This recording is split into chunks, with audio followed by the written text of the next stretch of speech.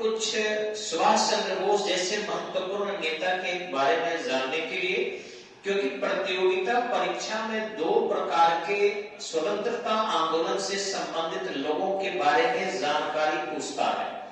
एक जो systematic Indian revolution को लेकर चले थे, उन लोगों के बारे में जानकारी जानना चाहता है, और दूसरा पूछता है आपको कि जो उग्र आंदोलन लेकर चले थे। ध्यान रखेंगे, सुभाष चंद्र बोस एक ऐसे नेता थे जिनको दोनों ही कड़ी में जोड़ा जा सकता है।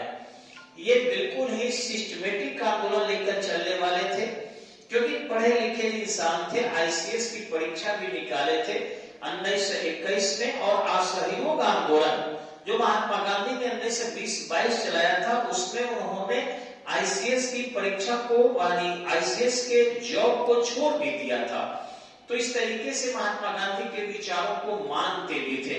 ठीक इस ढंग से कांग्रेस के बैनर तले उन्होंने आंदोलन को आगे बढ़ाया था, और 1928 में आप यहाँ देखेंगे कि वे काफी एक चर्चित नेता के रूप में उभर कर आए, जब गुवाहाटी में कांग्रेस की एक बैठक हो रही थी। अधिवेशन नहीं, 1928 का अधिवेशन कांग्रेस की कोलकाता में हुआ था, लेकिन कांग्रेस की पहली जो बैठक हो रही थी 1928 में, तो उस दौरान सुभाष चंद्र बोस एक अपने महत्वपूर्ण नेता के रूप में अपने कदकाठी को स्थापित किए थे। अब थोड़ा सा देखेंगे इनका जो जन्म हुआ है सुभाष चंद्र बोस जी का, ये ध्यान रखेंगे आप कि 23 जनवरी को आपको मनाया जाता है उनके जन्म दिवस 1897 को। जन्म स्थान उनका कटक में हुआ था, उड़ीसा में, जो वर्तमान में ओडिशा के नाम से जाना जाता है। ठीक इसी तरह उनके माता जो थी प्रभावती देवी थी। शायद आपको याद होगा कि जयप्रकाश नारायण की पत्नी का नाम भी प्रभावती था, और उन्हीं के नाम पर रिविलगंज की जो पुल बना है उससे जो है प्रभावती, यानी जय से जय, जयप्रकाश नारायण से, और प्रभावती का प्रभा, जय प्रभा सेतु इसका नाम दिया गया है। तो इधर से सुभाष चंद्र बोस के माँ का नाम प्रभावती देवी था। पिता जो थे जानकी नाथ बोस थे, एक बहुत अच्छे अधिवक्ता थे ये। उनकी पत्नी जो है एमिली थी।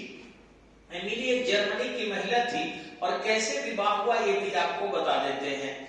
हुआ क्या कि जब सेकेंड वर्ल्ड वार हो रहा था 1939 टू 1945 के भी, इस दौरान उनका एक भतीजा जो था जिसका नाम था सिसिल, ये भतीजा था, उनकी मदद किया, और इस प्रकार उनको हजारीबाग जेल से भागने में सहयोग किया, ताकि वो आंदोलन को बाहर से रखकर चला सके और देश को आजादी दिला सके। तो ध्यान रखेंगे, इस क्रम में वो बाहर बराबर जाया करते थे, आया करते थे। ठीक इसी क्रम में जर्मनी से उनका जो है एक महिला थी जिनका नाम था एमिली। 1937 में उनको एक संपर्क हुआ, इस समय युद्ध भी नहीं हुआ था, और विवाह कर लिए थे। इस विवाह के दौरान वो जर्मनी में जो है हिटलर से भी मिले थे, एडोल्फ हिटलर से, और वहां उनकी काफी जो है ताकत महसूस हुई थी। उन्होंने सोचा था कि हम अब इसे काफी अच्छे ढंग से लेकर चलेंगे। 1938 में वो हरिपुरा अधिवेशन में कांग्रेस के अध्यक्ष बने, और इस ढंग से कांग्रेस में काफी आंदोलन को मजबूत करने में उन्होंने सहयोग किया। 1939 में जब त्रिपुरी में अधिवेशन हो रहा था, महात्मा गांधी के प्रतिनिधि को हराकर, पट्टाभी सीतारामैया महात्मा गांधी के प्रतिनिधि थे, उनको हराकर सुभाष चंद्र बोस त्रिपुरी में कांग्रेस के अध्यक्ष बने थे, जिसे त्रिपुरी संकट के नाम से जाना जाता है। लेकिन सुभाष चंद्र बोस को कुछ दिक्कतें आई, उन्होंने राष्ट्रीय नेतृत्व कांग्रेस से त्याग पत्र दे दिया, बाद में बंगाल के नेतृत्व से भी त्याग पत्र दे दिया, और वैसी स्थिति में उन्होंने फॉरवर्ड ब्लॉक की स्थापना 1939 में कर ली, ये फॉरवर्ड ब्लॉक। उसके बाद जो है आपके जब वो जेल में थे, जब उनको मदद ये भतीजे सिसिल ने पहुंचाई थी, तो बिहार के गोमाह नामक एक जगह है, बीपीएससी में एग्जाम में बराबर आता है कि बिहार के किस स्थान पर वो भाग कर आए थे, तो ये गोमाह नामक का स्थान है, और यहाँ से वो मिनेसोटा बन के अफगानिस्तान चले गए।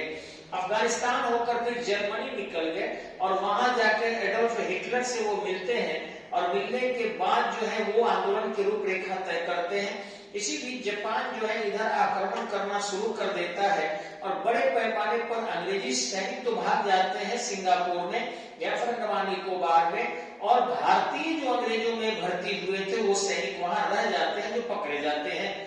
अतः कैप्टन मोहन सिंह जो है उसका नेतृत्व करता है और इस प्रकार आईएनए के गठन की वो एक बात सोचता है। रास बिहारी बोस उसमें काफी मदद करते हैं और एक पत्र भेजा जाता है सुभाष चंद्र बोस को जर्मनी, ताकि वहां से आए। और इस तरीके से 1943 में वो जापान पहुंचते हैं। 1944 में वे आईएनए को एक मूर्त रूप देते हैं, इसे रास बिहारी बोस ने स्थापित कर दिया था। और फिर 1945 में वे ये म्यांमार होकर भारत के असम अरुणाचल प्रदेश में जापान की सेना आती है।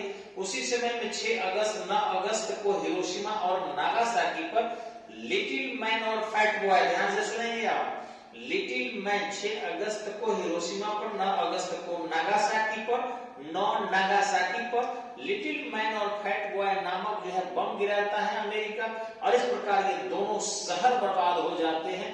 निश्चित ही रूप से इसी के क्रम में गोला की पूर्ति बंद हो जाती है, सुभाष चंद्र बोस को वापस लौटते हैं। और फिर ऐसा माना जाता है कि 18 अगस्त 1945 को उसी बम्बार्डमेंट में उनकी मृत्यु हो जाती है। लेकिन कुछ अज्ञात है, रहस्यमय लोग कहते हैं सुभाष चंद्र बोस मरे नहीं, बल्कि रशिया में जवाहरलाल नेहरू या पता नहीं किसके कहने से वो गिरफ्तार कर लिया गया और फिर उनकी मृत्यु 1991 में हुई, ऐसा माना जाता है, लेकिन इसका कोई प्रमाण नहीं है। और 1992 में जो है उनको भारत रत्न दिया गया। हालांकि उनके जो वंशज थे वो भारत रत्न लेने से इनकार कर दिए थे, क्योंकि उसमें लिखा था कि मरणोपरांत जो है भारत रत्न दिया जा रहा है। तो आपको बता दें सुभाष चंद्र बोस के बारे में ये भीगी जानकारियां प्रतियोगिता परीक्षा में आएगा, आप इसे बढ़िया से रख लेंगे। और मैं उम्मीद करता हूं कि आप इसी तरीके की वीडियो लगातार देखने के लिए मुझे मोटिवेट कीजिए, अर्थात आपको सब्सक्राइब करने में कोई खर्चा नहीं है, हम लोग फ्री में ही आपको क्लास चला रहे हैं और चलाएंगे। बस एक परंपरा लोगों की चल रही है कि यूट्यूब पर हो क्लास है, तो हम लोग भी दे रहे हैं, सब्सक्राइब करके केवल मोटिवेट करना है आपको, आपका कुछ जाता नहीं है। और दोस्तों से भी करा दे 1000 सब्सक्राइबर तो पहुंचा दे। नमस्कार।